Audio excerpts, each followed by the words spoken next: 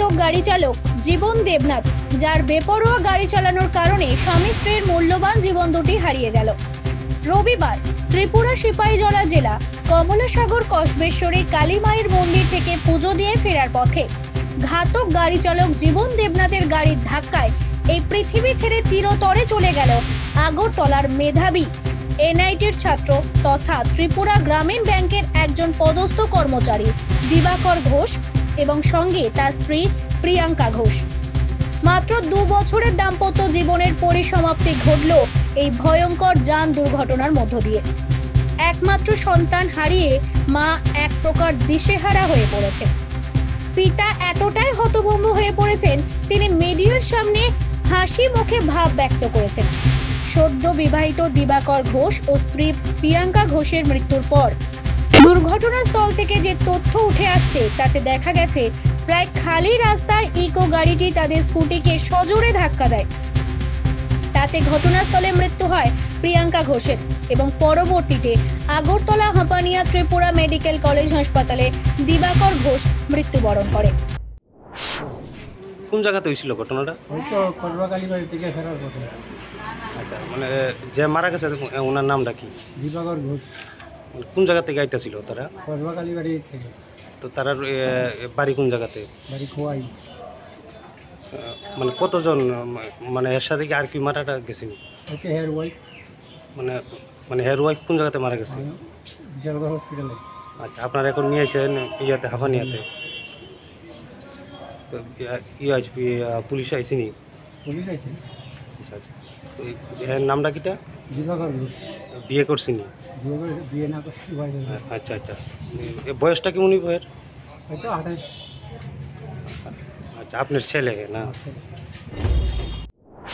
জানা গেছে ইঞ্জিনিয়ার দিবাকর ঘোষ কমলাসাগর কসবা কমলেশ্বরী মন্দির থেকে সিপাহীজলা জেলা নৌকাঘাটে তার স্ত্রীকে নিয়ে স্কুটিতে করে আসার পথে গোকুলনগর ত্রিপুরা স্টেট রাইফেলস জওয়ানদের ক্যাম্প সংলগ্ন এলাকায় দুর্ঘটনাগ্রস্ত হয় এবং দুজনেরই মৃত্যু হয়।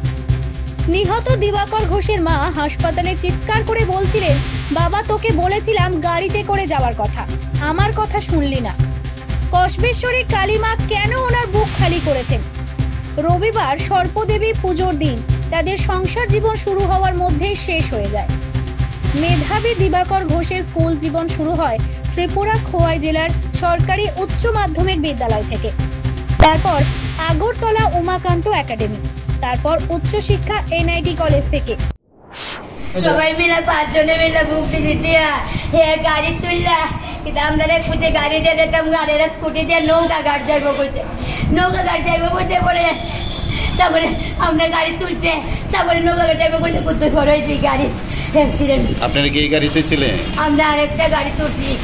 কি হলো আমরা 4টা গাড়ি নাইমা গেছি গা, নামাই দিচ্ছে নাইমা অ্যাক্সিডেন্ট হচ্ছে, আরেকটা গাড়ি তুললে দিছে আমরা রে, তাই শুধু তাই হের আবার আরেকটা গাড়ি ধরলে। আপনার ছেলে কি এমনিতে ছিল? স্কুটি চালাই আইতাছে। আপনারা কি মাতার বাড়িতে আইতেছেন?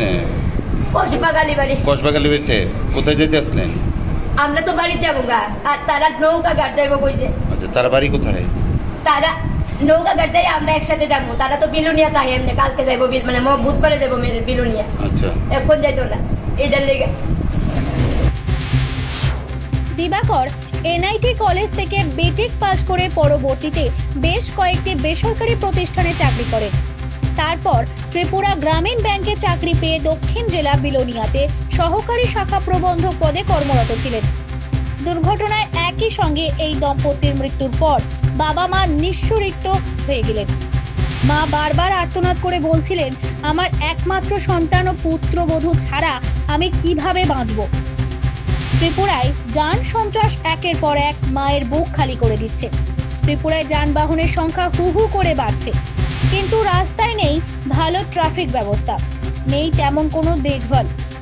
এভাবে রাস্তায় রক্তাক্ত হয়ে চলে গেলেন ইঞ্জিনিয়ার দিবাকর ঘোষ ও তার স্ত্রী প্রিয়াঙ্কা ঘোষ।